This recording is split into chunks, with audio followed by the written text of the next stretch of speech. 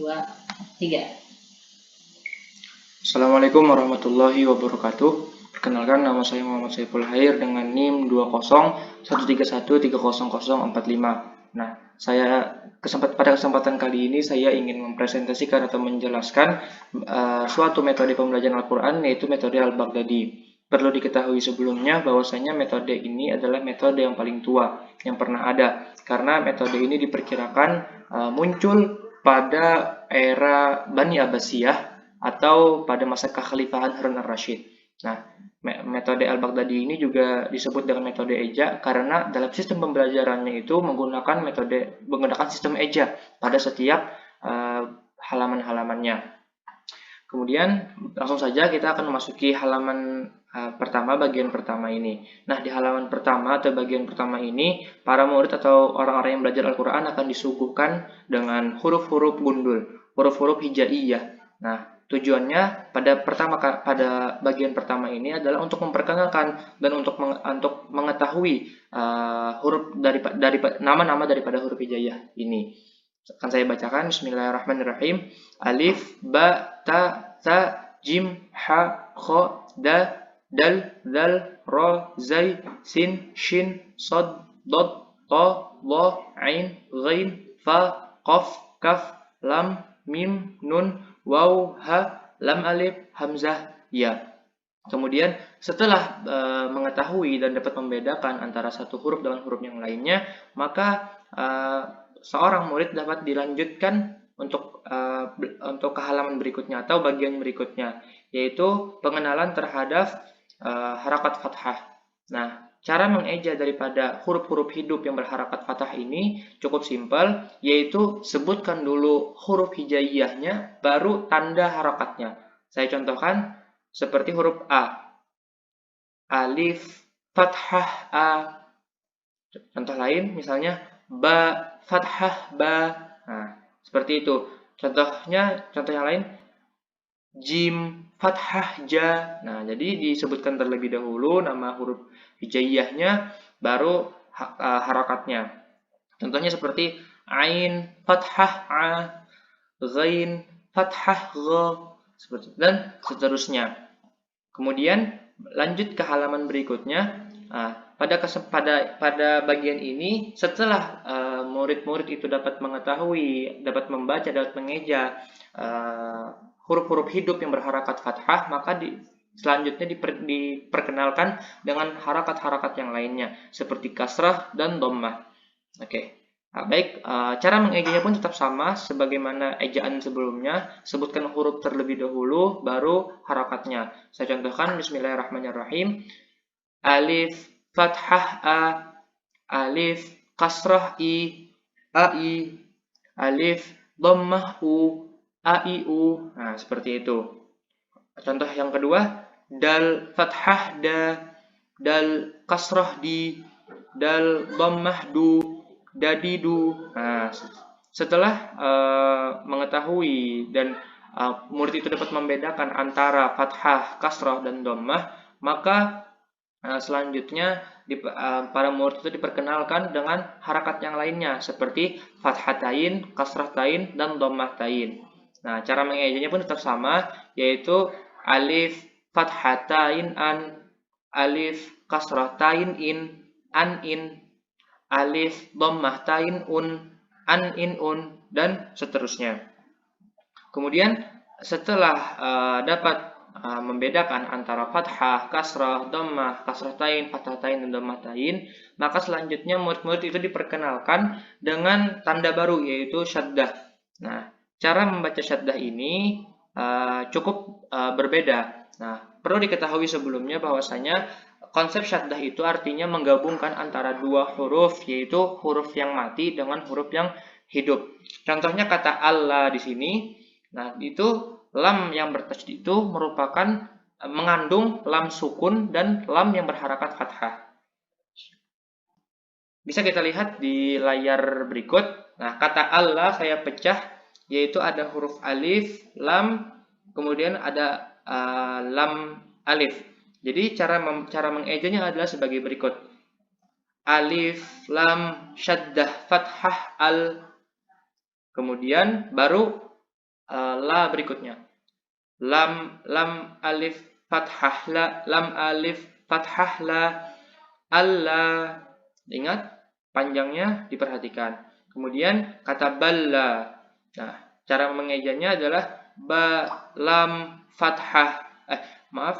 Ba lam syaddah fathah bal, lam alif fathah la, balla. Nah, dan perlu diingat bahwasanya huruf lam bertasydid ini bukan huruf gunnah sehingga tidak didengungkan. Kemudian setelah contoh lain misalnya kata dalla, dal lam dal lam syaddah fathah dal, lam alif fathah la, dalla. Nah, seperti itu mengeja daripada huruf-huruf syaddah. Kemudian setelah murid itu dapat mengetahui, dapat lancar mengejanya, maka dilanjutkan dengan huruf syaddah yang lain, yaitu huruf nun. Nah, untuk huruf nun ini dibacanya adalah berdengung karena termasuk huruf gunnah. Dan di antara huruf gunnah itu ada huruf nun dan huruf mim. Maka cara membacanya huruf ini atau kata ini adalah sebagai berikut. Alif, nun, syaddah, kasrah, in. Nah, ingat, in, dengung. Nun, ya, sukun, kasrah, ni, inni. Nah, kemudian contoh lain kata binni mengejanya ada sebagai berikut.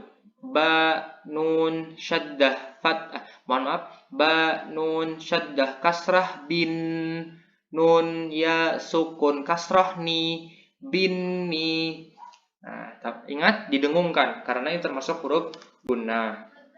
Kemudian setelah lancar, maka diperbolehkan ke halaman-halaman berikutnya. Contoh bagian ini, contoh kata ana. Ini sebenarnya mengandung huruf hamzah dengan alif. Nah, ini adalah kalimat versi singkatnya ana dengan harakat berdiri. Maka cara mengejanya tetap sama, yaitu hamzah, Nah, ini contoh kata yang lebih sederhananya. Cara mengejanya adalah hamzah, alif, fathah a, nun, fathah na, ana. Nah, ingat nunnya jangan panjang seperti itu.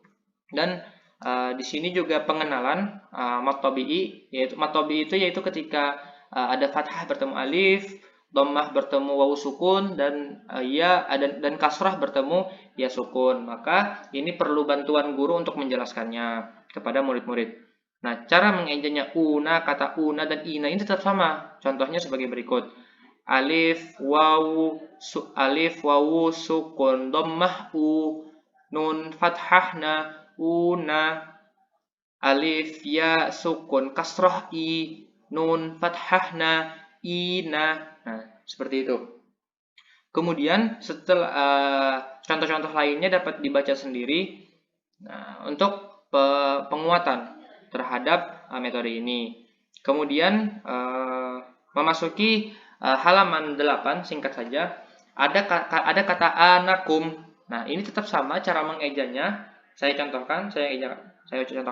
Bismillahirrahmanirrahim.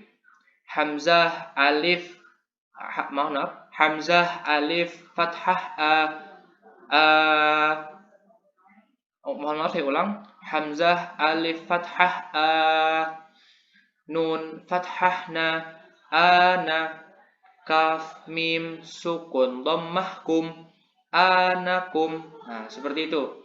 Contoh yang kedua, alif ya sukun fathah ai, nun fathah na, aina, kaf mim sukun dhammah kum, ainakum. Perlu diingat bahwasanya ketika ada huruf sukun setelah daripada huruf hidup, maka bacanya digabung. Contohnya seperti kata bainakum. Ini cara bacanya ba ya sukun fathah bai. Akan tetapi apabila setelah huruf hidup tersebut tidak ada huruf sukun, contohnya seperti kata banakum ini, maka baca satu kata, satu suku ini saja, yaitu ba, alif, fathah, ba. Nah, seperti itu. Kemudian lanjut ke contoh yang ada syaddah yang lain. Contohnya seperti ini, kata biyanna. Nah, ini mengandung gunnah. Nah, mengejanya adalah sebagai berikut. Ba kasrah bi, ya nun syaddah fathah yan, biyan, nun fathah na, biyanna. Nah, ingat panjang pendeknya. Contoh yang kedua, ta dhammah tu, wawu nun syaddah fathah wan, tuwan, nun fathah na, tuwanna. Nah, seperti itu. Kemudian kata ada di halaman berikutnya, ada kata di halaman 11 ada kata aminan.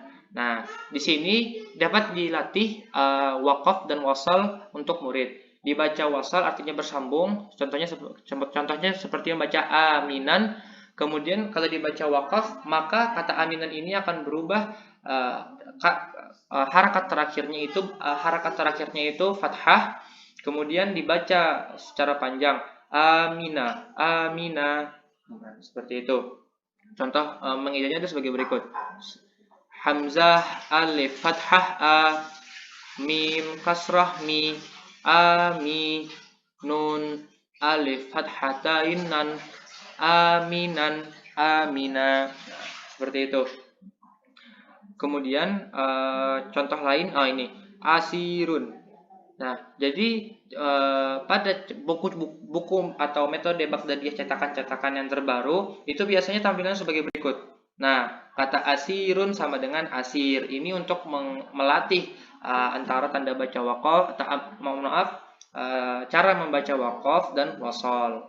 Nah, apabila dibaca wasal, maka cara membacanya adalah asirun. Saya aja sebagai berikut. Hamzah, fathah, a, sin, ya, sukun, kasrah, si, asi, ro, dhammah, tain, run, asirun, asir. Nah, jadi untuk membaca waqafnya tidak perlu lagi dieja satu-satu, tapi cukup menyebutkan asir. Nah, seperti itu. Contoh yang lain, ya, fathah, ya, sin, ya, sukun, kasrah, si, yasi, ra, dhammah, tain, run, yasirun, yasir. Nah, seperti itu. Kemudian kalimat dolin. Nah, bagaimana cara membaca? Misalnya ada kata waladhdallin, maka ini saya tampilkan sebagaimana waladhdallin. Kata waladhdallin itu dipecah terlebih dahulu, maka ada mengandung, mohon maaf di sini ada kesalahan sedikit. Nah, seperti ini. Maka cara mengeja daripada kata waladhdallin ialah sebagai berikut. Pertama, wawu fathah wa, kemudian lam dot lam dot syaddah fathah lad. Nah, untuk alif yang menempel pada huruf lam dan huruf alif lam yang menempel pada huruf dot itu tidak dibaca. Nah, jadi lam, dot, syaddah, fathah, lad, walad. Kemudian untuk membaca ini yang ada huruf madnya atau bendera di atas ini, cara membacanya adalah dot, alif, mad, lam, syaddah, fathah, dol. Mohon maaf, dol. Seperti itu. Mohon maaf. Saya ulangi, dot, mad, dot, alif, mad, lam, syaddah, fathah, dol. Seperti itu. Jadi eja ulang, waladdol. Nah, untuk yang terakhir ini mengejanya seperti biasa. Lam, ya, sukun, kasrah, li, waladdolli, nun, fathah, na, waladdallin. Nah, kemudian terdapat misalnya saya ambil contoh lain. Jadi contoh kata dabbah. Nah, di sini ada nama tak marbutoh yang mana mengejanya akan saya contohkan. Nah, jadi kata dabbah ini cara mengejanya adalah sebagai berikut. Dal, alif, mad, ba, syaddah, fathah, dab. Mohon maaf. Dal, alif, mad, ba, syaddah, fathah, dab. Kemudian dilanjutkan ba, ta marbutoh, sukun, fathah, bah, dabbah.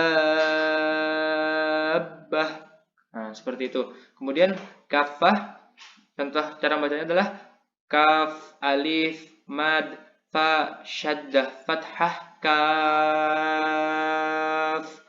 fa, ta marbutoh, sukun, fathah, fah, kafah. Nah, jadi seperti itu. Mungkin ini saja yang dapat saya sampaikan. Insya Allah apabila teman-teman menguasai cara mengeja daripada yang saya sampaikan dari tadi, maka insya Allah kedepannya akan mudah untuk mengeja kata-kata yang disuguhkan dalam metode Al-Baghdadiyah ini. Saya akhiri, mohon maaf apabila terdapat banyak kesalahan. Wassalamualaikum warahmatullahi wabarakatuh.